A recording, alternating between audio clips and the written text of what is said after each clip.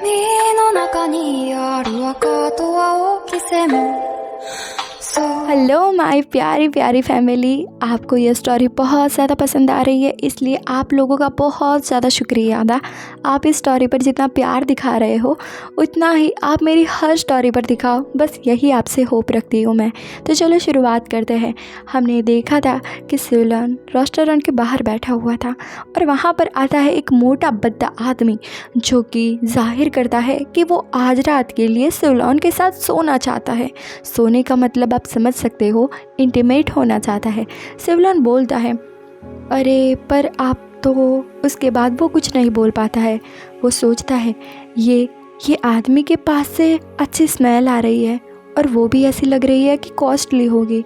इसने रेशम के कपड़े पहने हुए हैं, यानी कि ये बहुत ज़्यादा पैसे वाला होगा। पर इसकी बॉडी थोड़ी ज़्यादा है, ज़्यादा नहीं बहुत ज़्यादा है।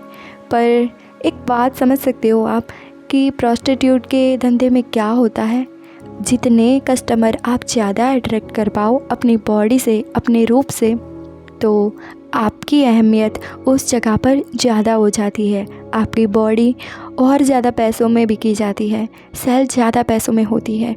धीरे धीरे बेचारा सिवलन इन सारी चीज़ों में धंसता जा रहा था। सोचो, इसका माइंड भी अब धीरे धीरे ऐसा होता जा रहा था। वो सोच रहा था इसके पास शायद ज़्यादा पैसे होंगे तो मैं मोटा आदमी सिविलियन को देखकर मन ही मन में सोचता है ये तो स्वर्ग है, ये तो स्वर्ग है, और ज़ोर ज़ोर से हंसने लगता है। फिर वो अपने कंधों पर सिवलिन को उठा लेता है। हंसते हंसते पीछे के रास्ते से वो एंटर हो जाता है और बोलता है चाइनीज़ कोरियन। हाँ, मैंने रैंडम लड़के को उठा लिया, वो भी इतना सुंदर, मेरे साथ रात गुजारने के लिए रेडी हो गया। वैसे मैं आज से तुझे ही चुनूंगा।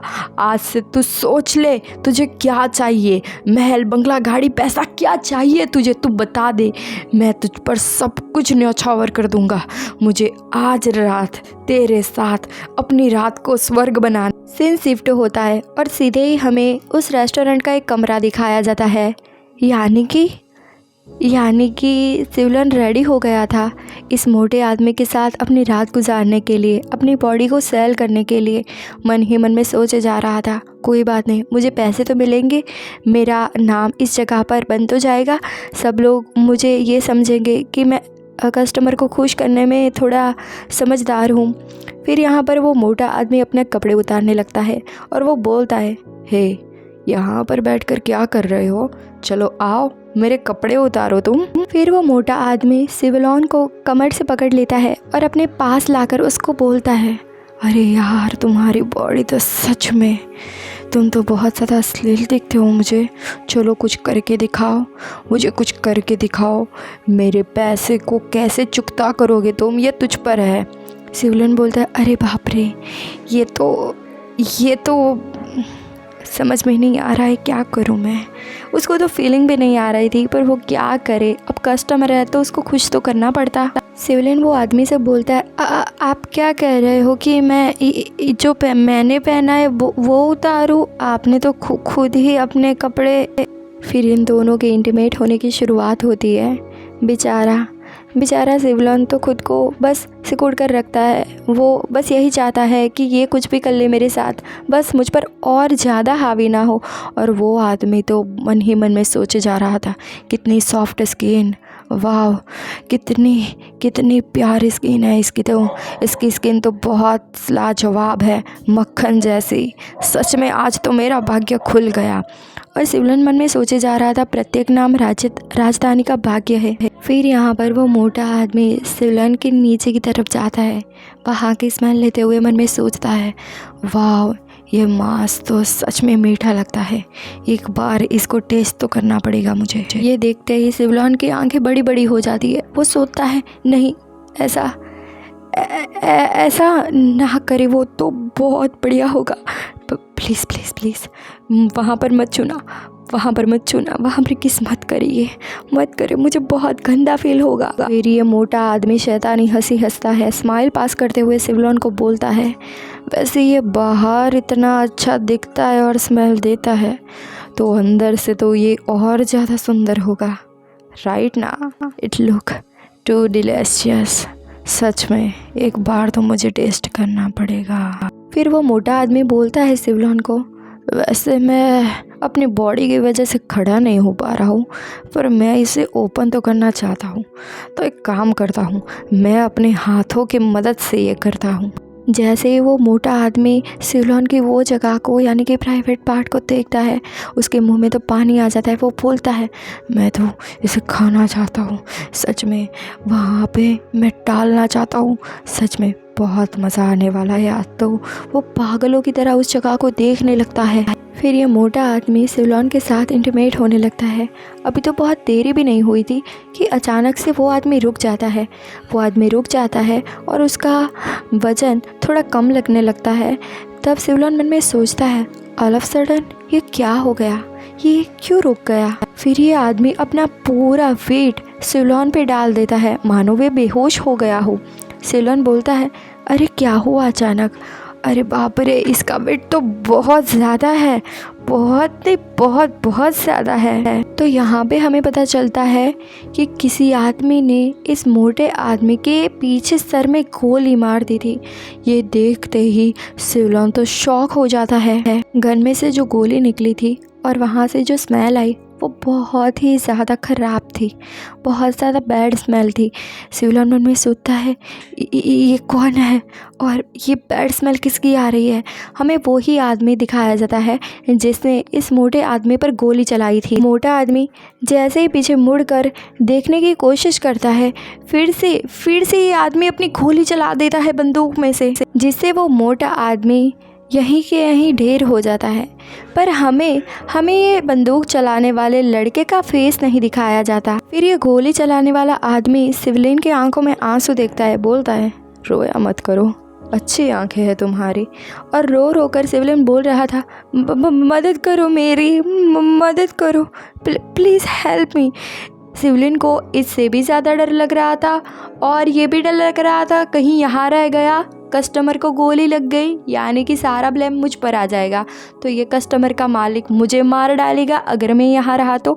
और अगर ये आदमी इसको मारने के लिए आया है, इसको ऐसा लगेगा कि मैं भी इसमें शामिल हूँ। तो सिवलोन को ऐसा लगता है कि कहीं ये आदमी इस मोटे आदमी को मार डाला, वैसे ही साथ में मुझ पर भी गोली ना चला दे, इसलिए वो रोने लगता है। सीन शिफ्ट होता है और हमें दिखाया जाता है एक जगह थी जहाँ पर बहुत ज़्यादा बर्फ़ थी और उस जगह पर नीचे गिरा हुआ था हमारा सिवलोन।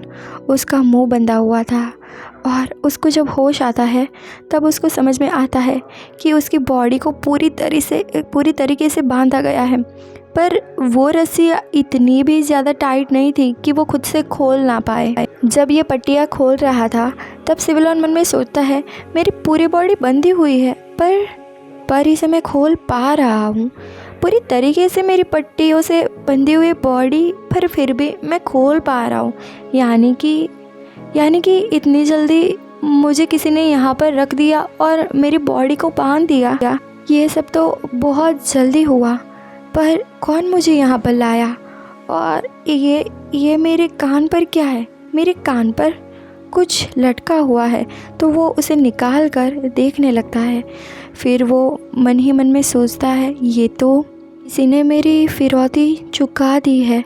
और जो ये लेबल था वो बहुत ही ज़्यादा सुंदर था और बहुत ज़्यादा कॉस्टली लग रहा था। फिर वो पैसे चुकाने की रकम को देखता है तो सिवलोन मन में सोचता है, अरे ये तो बहुत बड़ी संख्या है, यानी कि इतना ज़्यादा किसने पे किया मेरे लिए?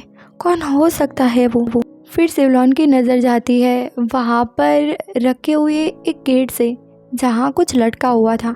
फिर सिवलोन की नज़र जाती है उसने पहने कपड़ों पर, जो कि कलरफुल थे पर साफ़ थे, साथ में ये कपड़े महंगे भी लग रहे थे।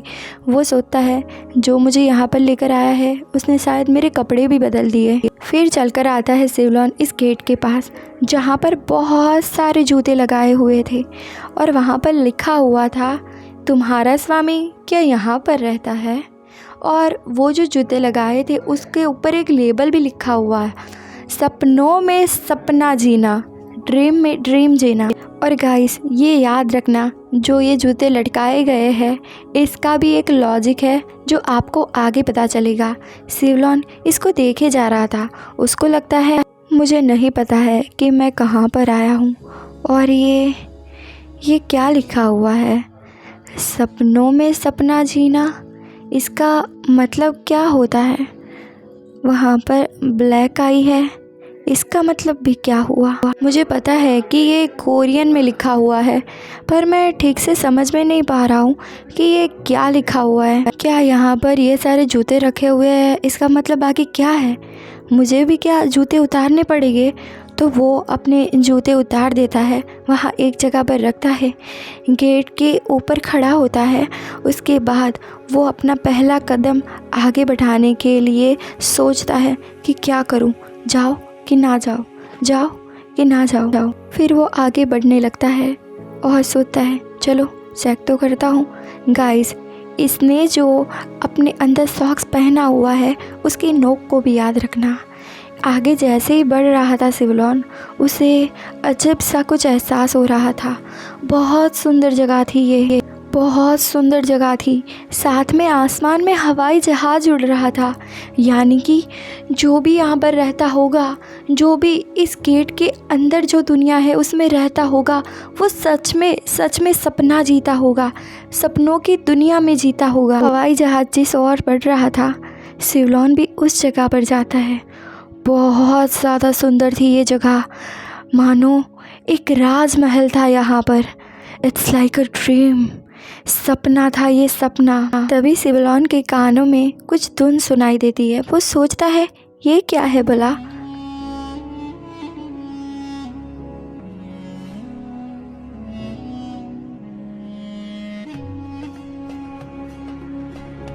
यहाँ पर से एक नाव गुजर रही थी। पुल पर खड़ा था सिवलॉन और वो जो नाव में देखता है वहाँ पर लिखा हुआ था कलर इमीडिएट कंस्ट्रक्शन। और वो जैसे ही नाव में देखता है तो उसको समझ में नहीं आता कि ये चल क्या रहा है। पर जब वो ध्यान से देखता है तब उसे समझ में आता है कि एक लड़का था जिसके साथ बहुत सारे लड़के, यानी कि वो बहुत ज़्यादा पैसे वाले लग रहे थे, वो उसके साथ इंटीमेट हो रहे थे और उस लड़के को नोच रहे थे लिटरली। कोई उसके हाथ पर किस कर रहा था, कोई उसके होठों को चूम रहा था, कोई उसके साथ इंटीमेट हो रहा था। और जो लड़का था जो अपना जिस्म इन सबको बेच रहा था नाव में, वो लड़का बहुत ज़्यादा सुंदर दिखाई दे रहा था। और गाना बजाने वाले अपना अपना काम कर रहे थे। यहाँ पर हम देख भी पा रहे हैं कि उन लोगों की आंखें बंदी हुई है, यानी कि उनको बस अपना जो टैलेंट है म्यूज़िक में वो दिखाना है और ना ही कुछ देखना है। यानी कि यहाँ पर जो भी है वो बहुत पैसे वाला है। और ये जो नाव है वो भी बहुत ज़्यादा शानदार दिखाई दे रही थी।